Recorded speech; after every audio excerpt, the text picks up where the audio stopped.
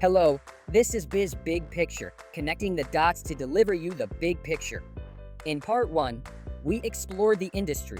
Now, let's dive into Intel's story. Let's get started.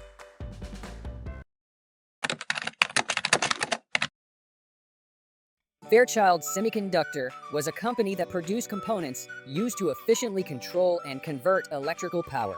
They licensed transistor technology from Bell Telephone Company and successfully developed commercial integrated circuits in the early 1960s. Two former Fairchild employees, Robert Noyce and Gordon Moore, founded Intel in 1968. Moore is the same Moore who proposed Moore's law, which states that the number of transistors in a dense integrated circuit doubles about every 2 years. The following year, another group of former Fairchild employees, including Jerry Sanders, established AMD, which would later become Intel's main competitor. Intel had a strong start, initially focusing on memory. The Intel 1103 DRAM became the world's best-selling DRAM in 1972. However, around 1980, Japanese companies like NEC, Toshiba, and Fujitsu aggressively entered the memory semiconductor market.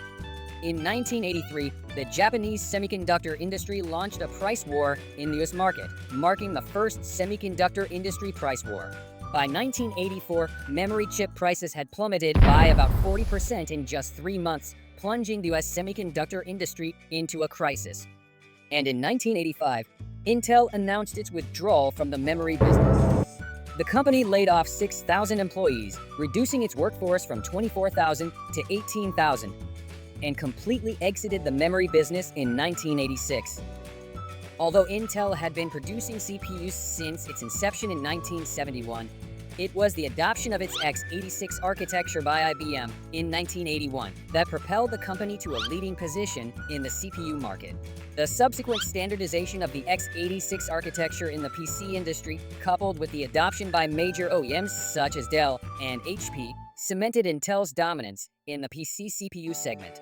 Meanwhile, Apple first adopted Motorola chips for its Macintosh computers in 1984. However, due to performance disparities and compatibility issues with Windows, Apple switched to Intel chips in 2006. In 2020, Apple made another significant shift, introducing its own ARM-based chips manufactured by TSMC in Taiwan for its Mac lineup.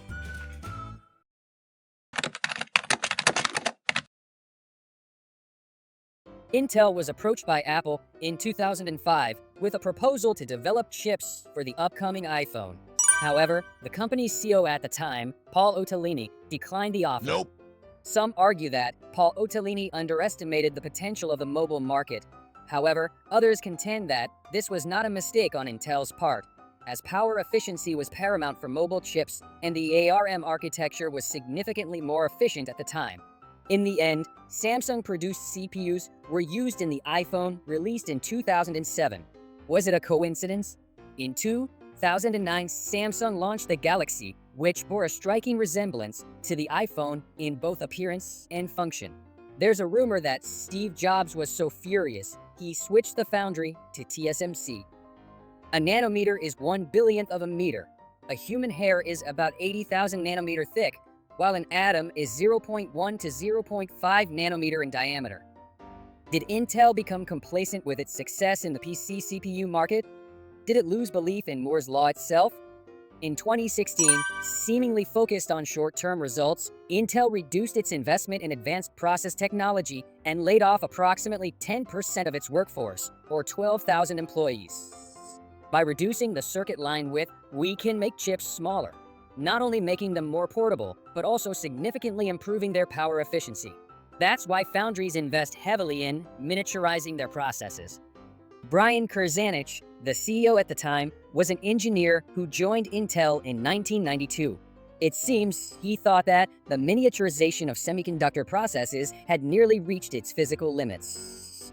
However, TSMC and Samsung continued to compete in the process miniaturization race, and Intel, once the leader in foundry process technology, was relegated to the position of a follower.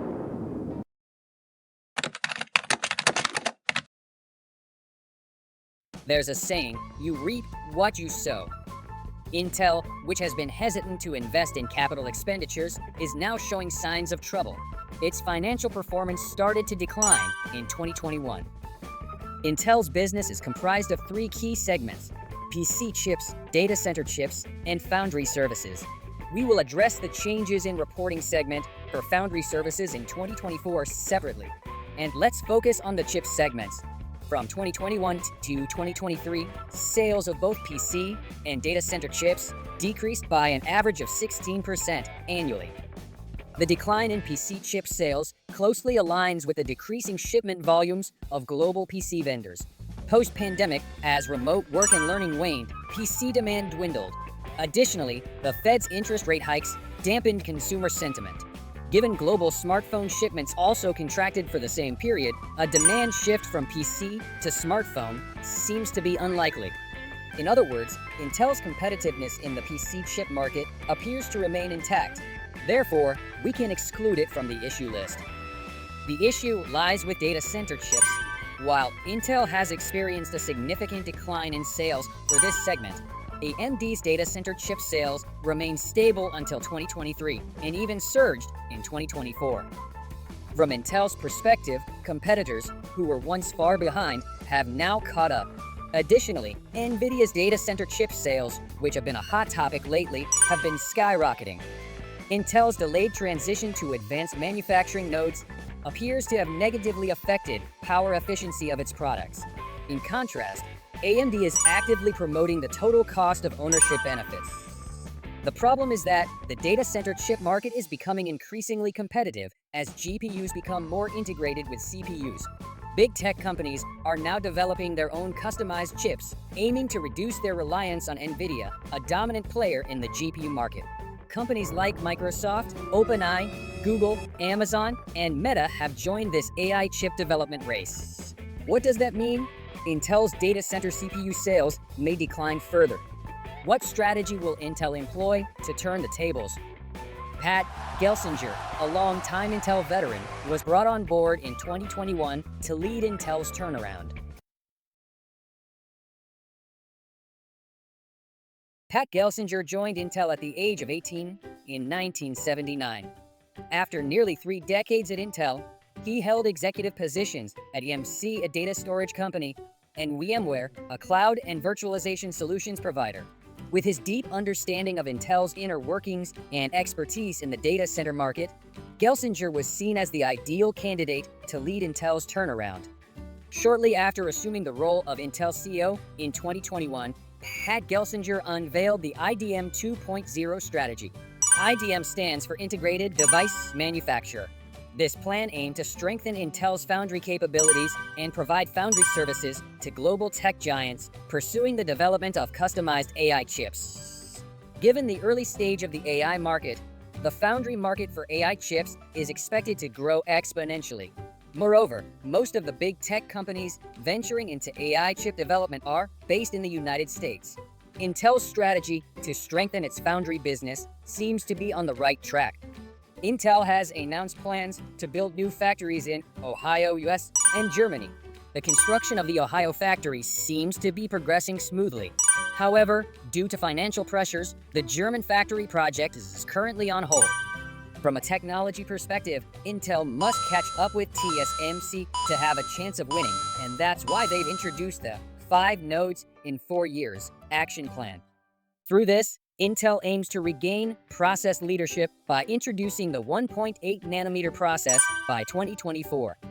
It is known that Microsoft and Amazon have expressed their willingness to collaborate with Intel, subject to the successful development of the 1.8 nanometer process. Intel seems to expect that catching up in the microfabrication process could lead to a potential partnership with Apple.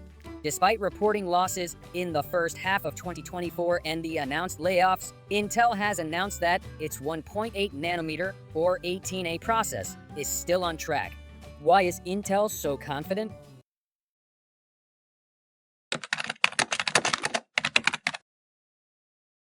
Let's take a step back and look at this from a historical, or rather, political perspective.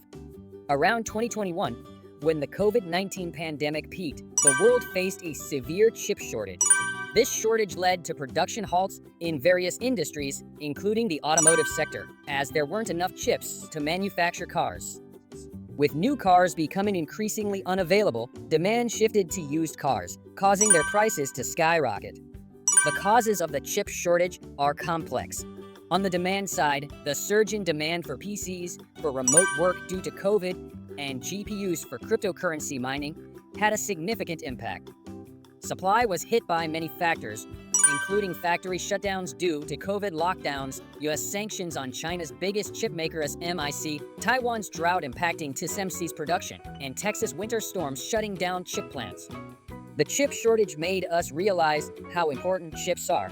So, countries like the US and the EU made new laws to support their chip industries. And Japan is back in the semiconductor game. The government and industry leaders like Toyota and Sony have launched Rapidus, a new foundry company, targeting 2-nanometer chip production by 2027. Under this context, Intel has announced aggressive investment plans in the US and European markets. Unfortunately, the future of Intel's investments is uncertain due to financial challenges, except for the new Ohio factory.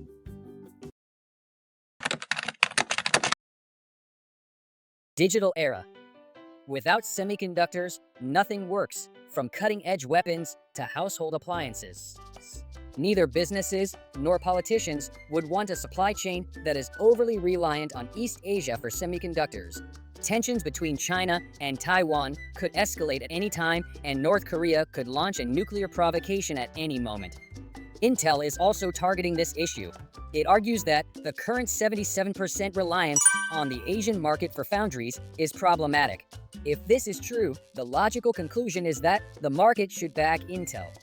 The key success factor will be whether Intel can adhere to its roadmap and successfully reclaim its position as a leading foundry. Pat Gelsinger has stated that Intel is on track with its 18A process. Why is he so confident? Intel has reportedly secured all of the necessary equipment from ASML for its 1.8-nanometer process by the first half of 2024. Intel was the first to receive 1.8-nanometer EUV equipment among its foundry competitors. SML, a Dutch company, has made a strategic decision to prioritize the US-based company for its cutting-edge technology. Given Intel's presence in Europe, with a factory in Ireland and planned investments in Germany, it seems that Intel's strategic foresight has played a role. As of the end of June 2024, Intel's total equity reached $120 billion on the book, and its liabilities are around 2/3 of its equity. This indicates that Intel's financial position remains sound. There is skepticism about whether reducing the workforce by 15% is compatible with achieving such aggressive growth targets. Since the proposal of Moore's Law in 1965, there have been ongoing debates about the physical limitations of miniaturization. Despite these concerns, process technology has consistently scaled down over the years. However, it is widely accepted that this trend cannot continue indefinitely, and that we will eventually reach a point where further miniaturization is physically impossible. NVIDIA claims that Moore's Law is no longer valid, while Intel maintains that it still holds true. Only time will tell who is right. Biz Big Picture.